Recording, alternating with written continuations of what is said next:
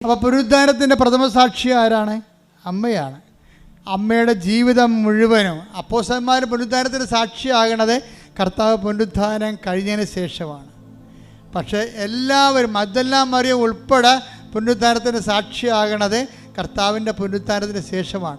അമ്മയുടെ ജീവിതം തന്നെ പുനരുദ്ധാനത്തിൻ്റെ ജീവിതം സാക്ഷിയായിട്ട് ജീവിക്കുകയും. എന്താ കാര്യം?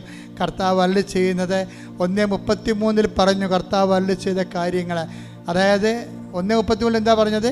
വരാൻ പോകുന്ന കാര്യങ്ങൾ നമ്മൾ 16-14 വായിച്ചു. ആ വരാൻ പോകുന്ന കാര്യങ്ങളാണ് മാലാഖ 1:33 പറയണത്. എന്താണ്? അവൻ്റെ രാജ്യത്തിന് അവസാനമുണ്ടായില്ലെന്ന്, അവൻ മരിച്ചാലും പുനരുദ്ധാനം ചെയ്യുമെന്ന്. അതാണ് എലിസബത്തിൻ്റെ വീട്ടിൽ 1:45 ലുക്ക പറയണത്. മേരി, നീ ബ്ലെസ്സഡാണ്. എന്താണ് കാരണം? കർത്താവ് നിങ്ങളുടെ അരുളി ചെയ്ത കാര്യങ്ങൾ നിറവേറുമെന്ന് നീ വിശ്വസിച്ചു. അതായത് എന്താണ് വിശ്വസിച്ചത്? കർത്താവിൻ്റെ പുനരുദ്ധാനത്തിൽ നീ വിശ്വസിച്ചു. അവൻ്റെ പുനരുദ്ധാനത്തെ വിശ്വസിച്ചുകൊണ്ട് തന്നെയാണ്